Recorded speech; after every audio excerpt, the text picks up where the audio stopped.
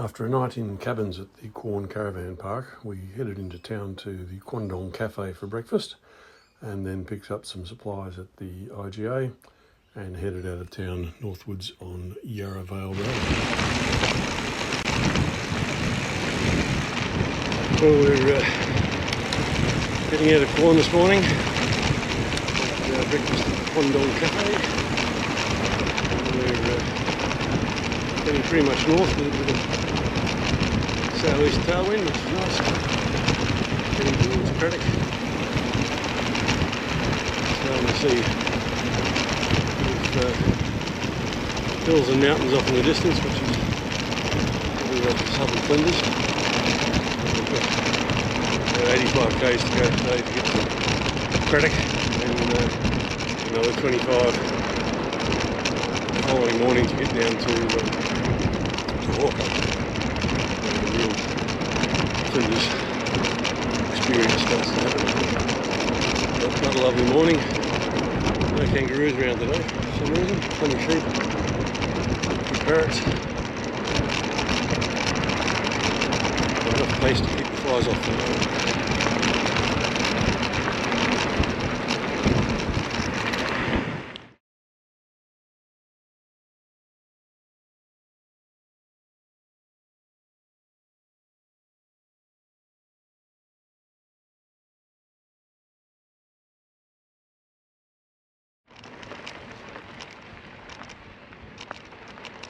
Got everyone riding away from me on the first climb of the day.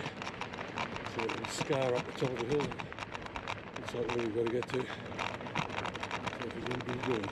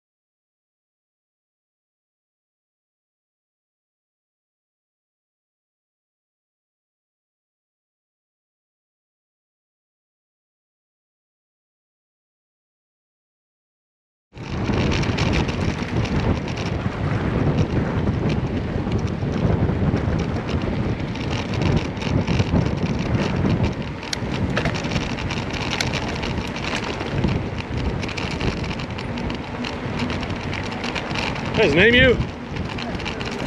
All right.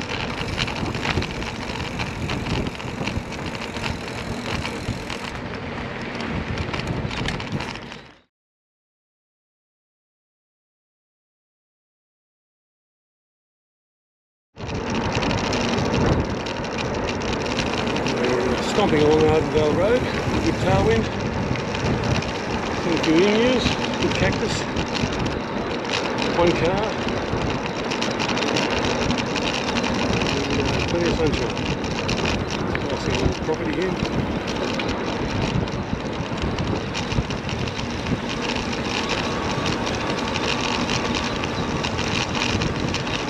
with their old stone shed up the back of the hill there.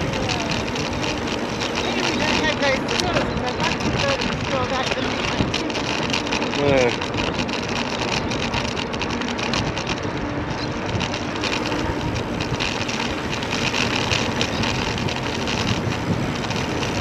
Must have been a lot of stone in Cornwall.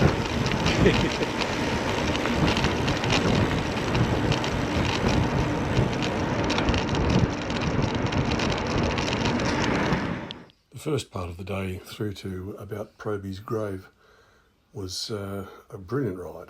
It's lovely road surface, very scenic, and a good tailwind or cross tailwind the whole way. But once we got past Proby's grave, the road started to curve around and the wind started to change a little bit, and the rest of the day turned into a bit of a slogfest, into a headwind or a cross headwind, virtually all the way through to Cradock.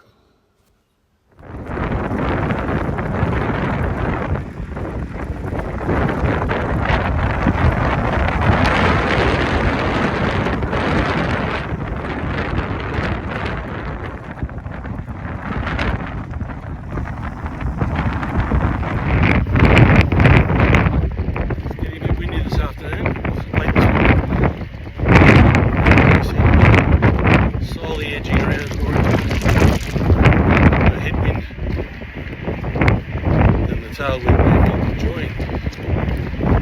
Beautiful clear day, you can see the sky above there. Some clouds over the northern Flinders, but nothing to worry about.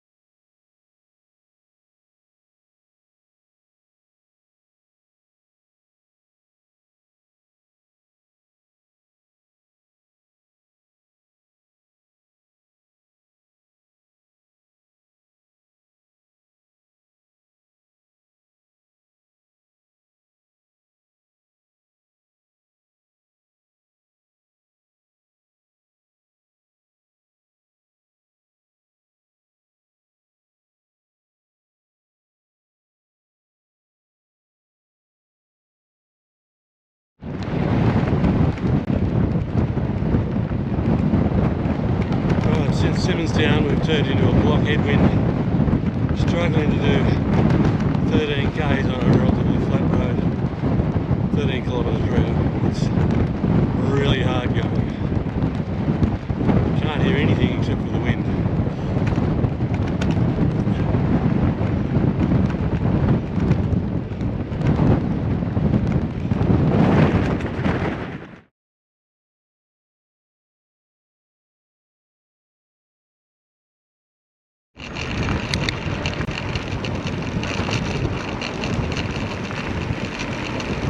Pushing into this headwind, but slightly more varied terrain.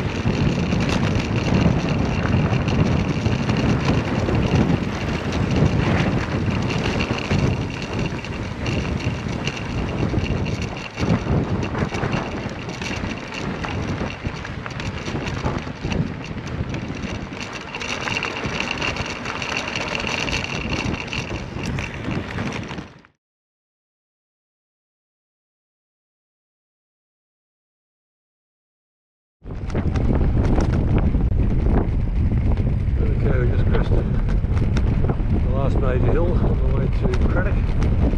Which looks like there's somewhere down on the plains ahead of us. A couple more little rises to go, but still plenty of headwind to deal with. We arrived in Cradock feeling pretty spent after the last 4 hours or so of 7 hours on the road spent riding into that headwind. Beer was required before we could even unpack the bikes.